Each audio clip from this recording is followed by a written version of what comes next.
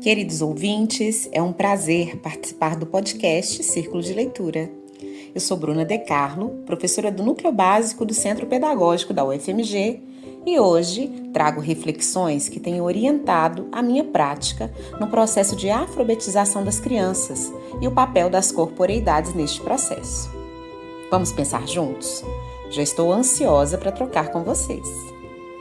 Nessa busca pela construção de um letramento racial crítico na educação básica, especialmente no primeiro ciclo de formação humana daqui, do Centro Pedagógico, vemos o caminho da literatura como um potente espaço de consolidação das leis 10.639, de 2003, e 11.645, de 2008, pensando nelas não apenas como marcos jurídicos que estabelecem a obrigatoriedade do ensino da história e cultura afro-brasileira e indígena na educação básica, mas pensá-las também como uma ação que se estabelece ali, no nosso cotidiano.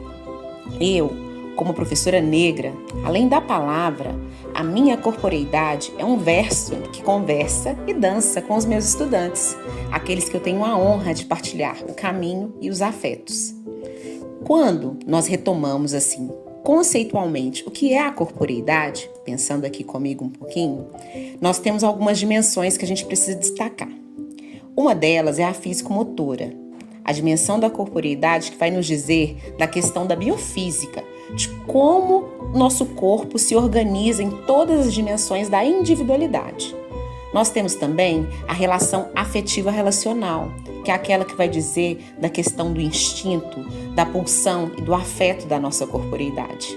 Além dela, a gente tem também a mental cognitiva, que vai tratar da questão da atenção, da memória, do raciocínio, da forma que nós temos a resolução de problemas e a própria consciência reflexiva que nós temos.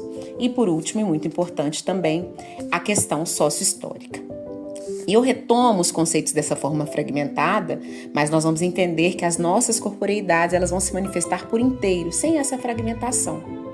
Mas é importante lembrarmos conceitualmente de tudo isso, para que a gente possa compreender o quanto a criança mobiliza ao mover-se no mundo, como ela é impactada por esse mundo e como ela também o impacta. E quando nós percebemos esse potente diálogo entre a literatura, a corporeidade e as oralituras, que parecem novidade para nós adultos, mas a criança ela já desfruta dessa tríade, deste diálogo com maestria. Então cabe a nós aprendermos com elas a dispor de tecnologias atuais e ancestrais de aprendizagem para fortalecer esse modo único de ver e fruir o mundo. E é em meio a tanta riqueza de textos literários que fazem ecoar vozes negras e corporeidades negras que eu tenho percebido como as crianças trazem consigo oralituras que têm guiado, a partir disso, o meu fazer pedagógico e dado o tom que a literatura tem estabelecido em cada coletivo de crianças que compõem a ciranda dos anos iniciais da educação básica. Eu tomei conhecimento do termo oralitura pela importante professora, poeta, ensaísta, acadêmica e dramaturga Leda Maria Martins. Ela é uma teórica do campo da performance e dramaturgia e também uma pensadora do teatro brasileiro e se destaca sobretudo no teatro negro brasileiro. Uma das suas importantes obras publicadas vai se relacionar com a sua história dos reinados de Minas e ela se chama Afrografias da Memória. Ela nos conta que a oralitura representa aquelas histórias e os conhecimentos ancestrais que se fazem por meio de manifestações culturais performáticas, não apenas pela literatura. Para a professora Leda, a oralidade também é a produtora de conhecimento. E a gente pode ver essa materialidade do conceito de oralitura, por exemplo, quando lemos as obras de Carolina Maria de Jesus.